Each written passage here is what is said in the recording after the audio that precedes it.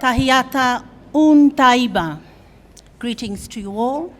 E mihi kauana ki a tātou katoa. Aliata tū lila.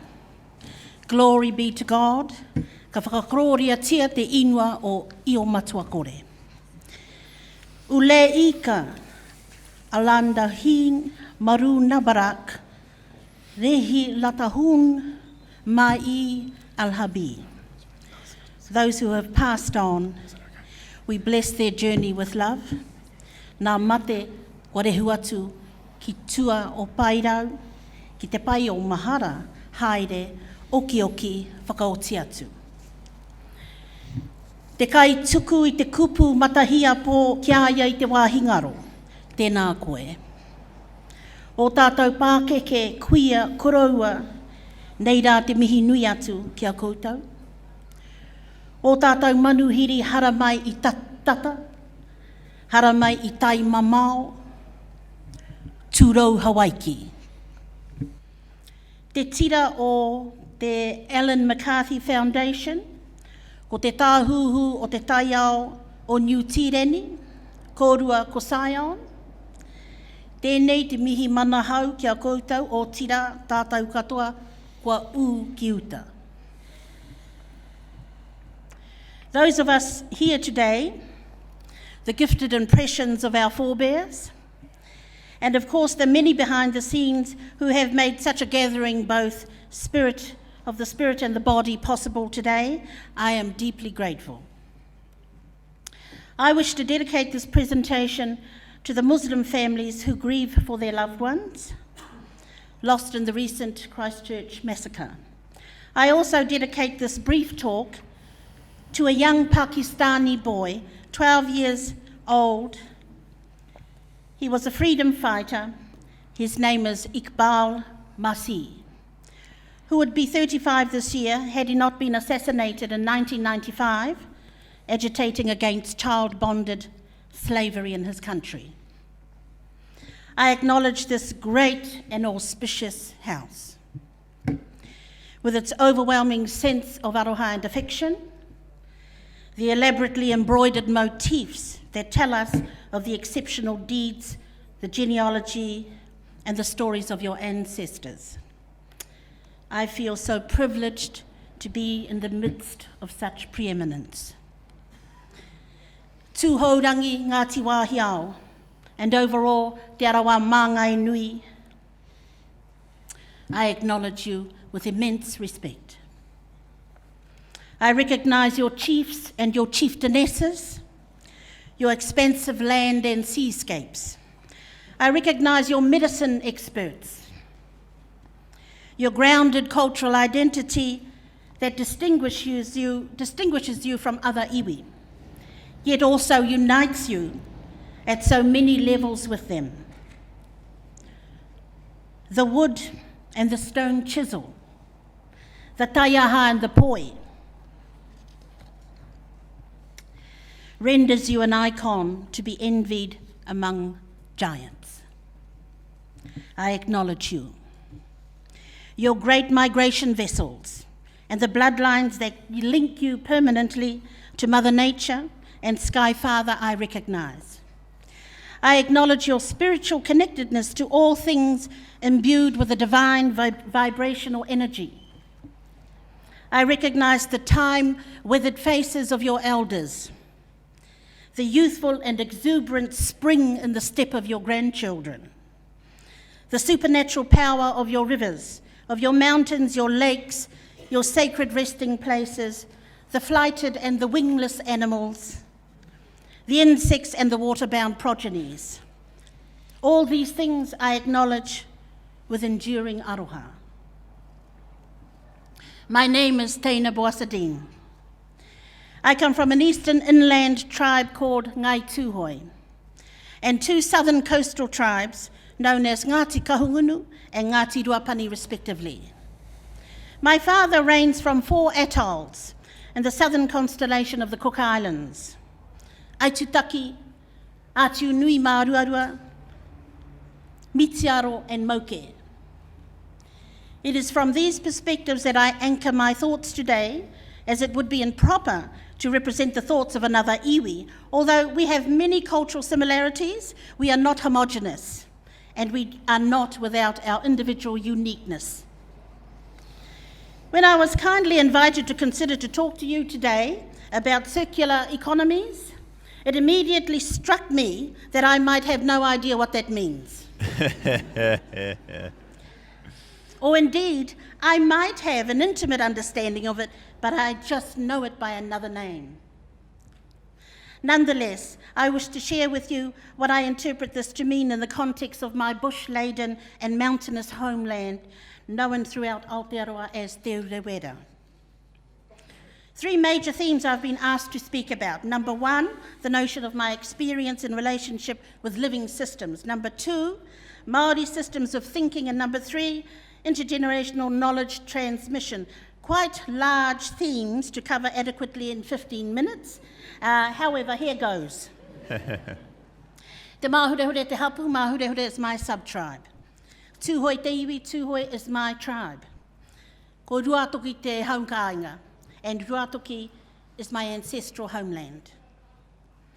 It is almost impossible to speak about my ancestral lands and the wider biosphere without providing an insight into her genealogy or her whakapapa and her personality.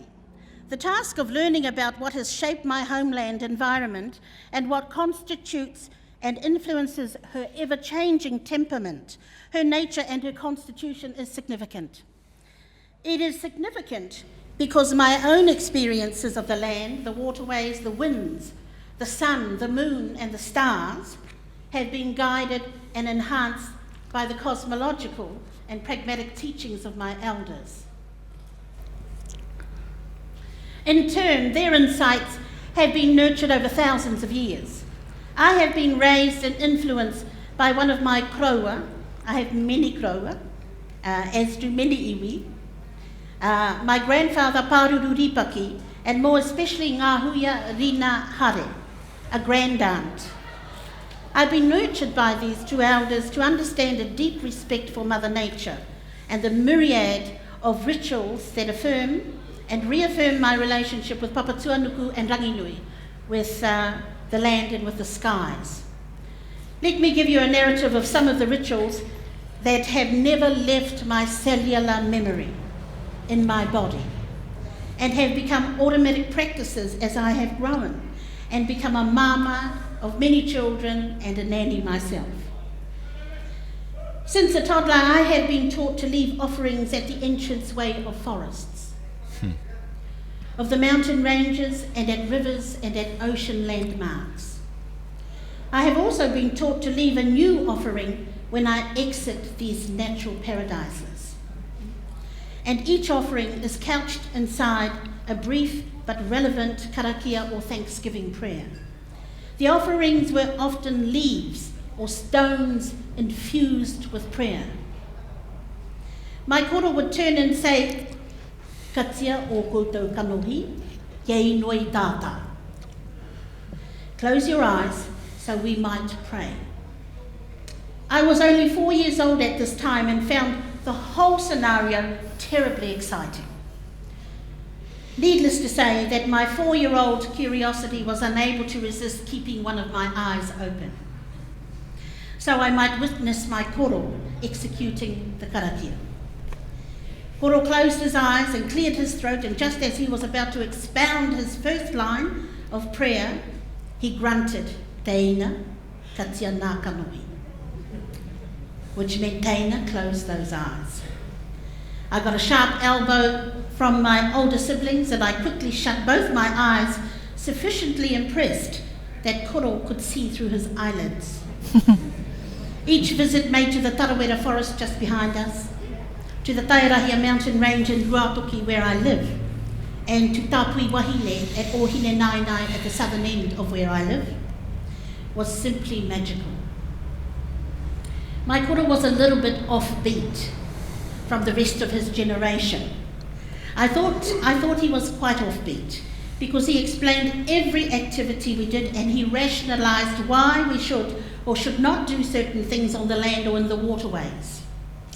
His generation was one that directed children were to listen and not to speak.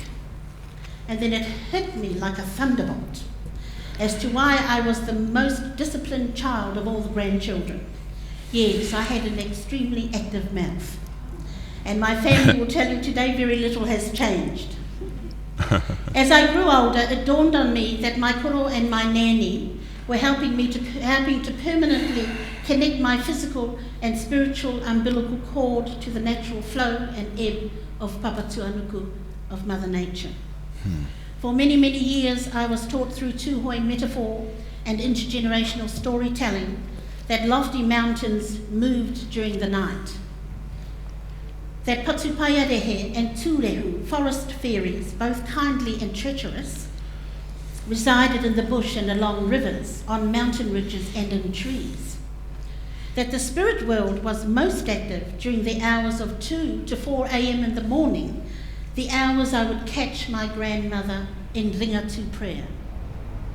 And the spirits walked along well-travelled pathways in the forest.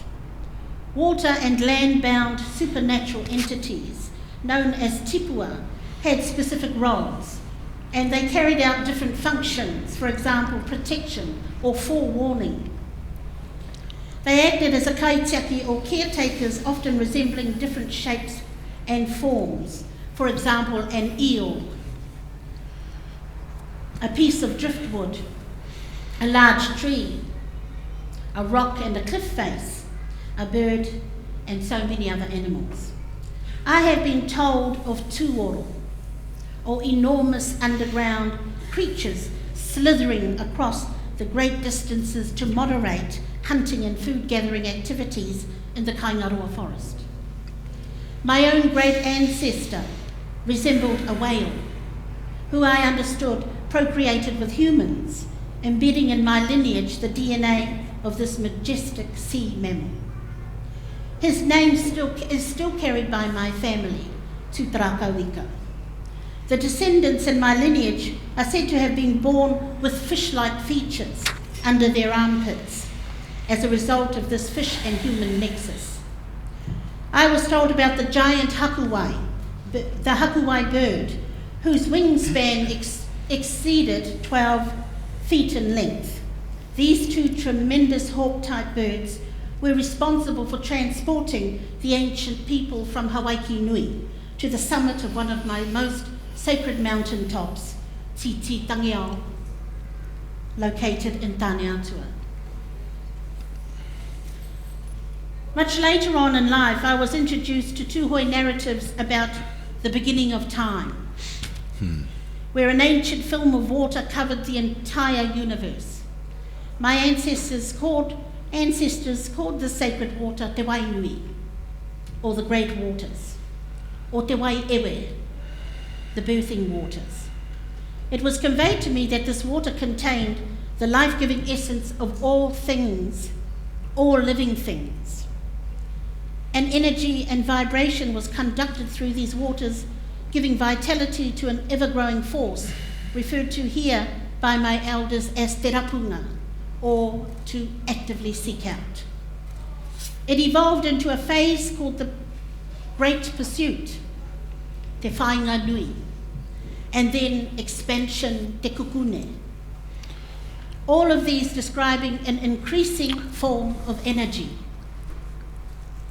Catalyzed from the water and these energies came the first primordial memory.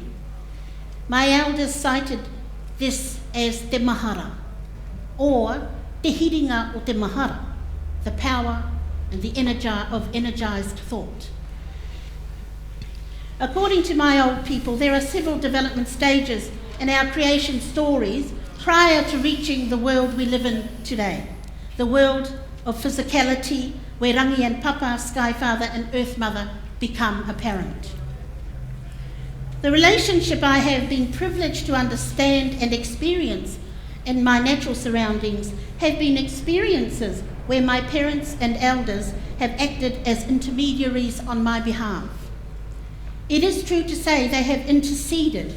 To be certain, I understood the language the trees spoke to each other, and the different voices of the waterways, as well as the movement and the vibration of the insects, the birds, and a huge range of animals. As my grandparents tilled the land, insects clambered at their fingertips. And I watched them gently return the tiny organisms to the soil. A family of bellbirds, or tui, would exchange song with my nanny as she methodically cleaned her harakeke or her flax bushes. A remarkable and rare relationship which I fear I may never see again. I have been taught that in the Māori world, families organised by genealogy or whakapapa or kinship collectives form hapu. Hapu meaning sub-tribe or pregnant. But when whānau are connected by kinship to the natural environment around them, this, according to my nanny and my koro, is called divine. And it is a divine connection because it is a whole living system. Whether we know it or not, we are constantly rehumanized by this divine bond with nature.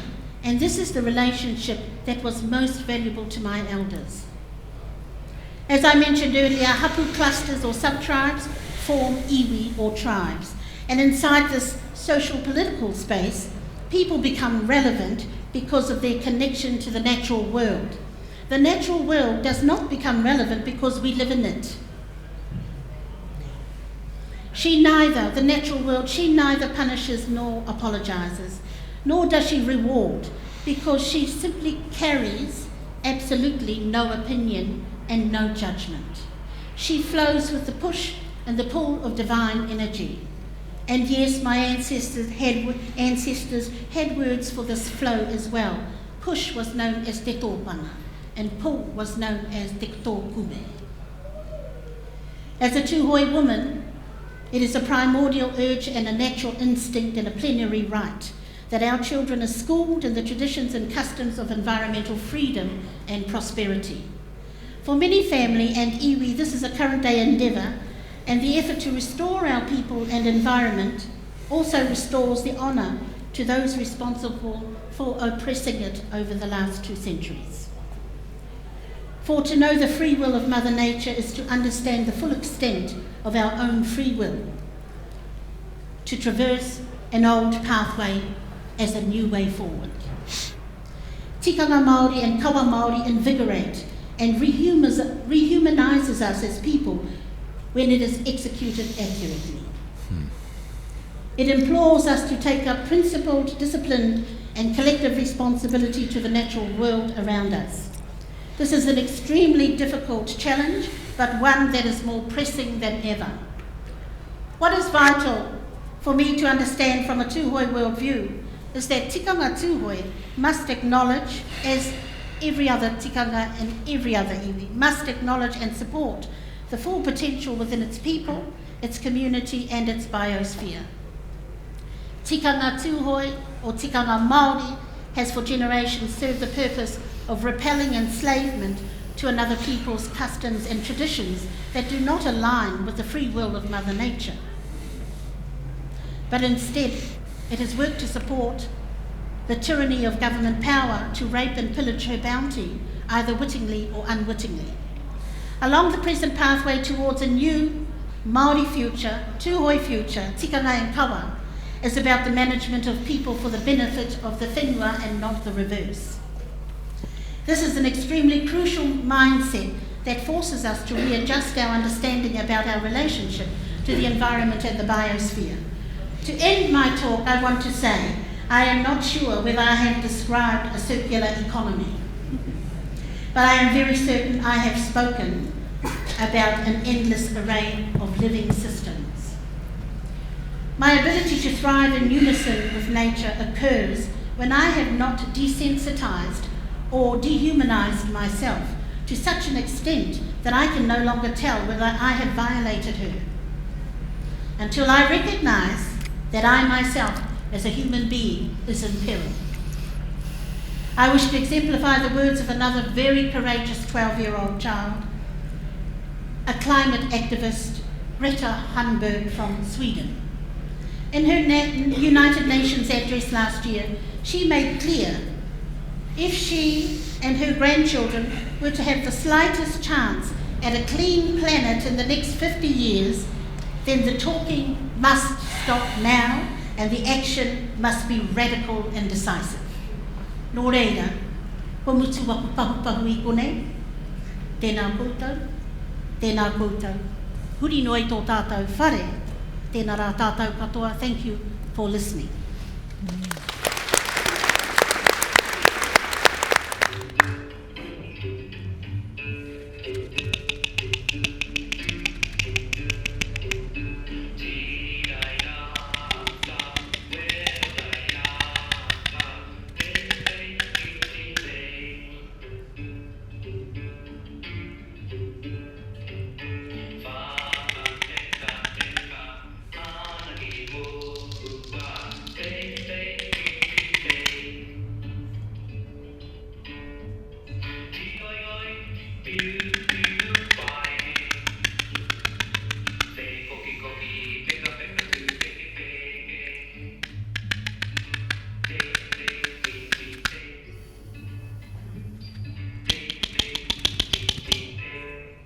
Thank you.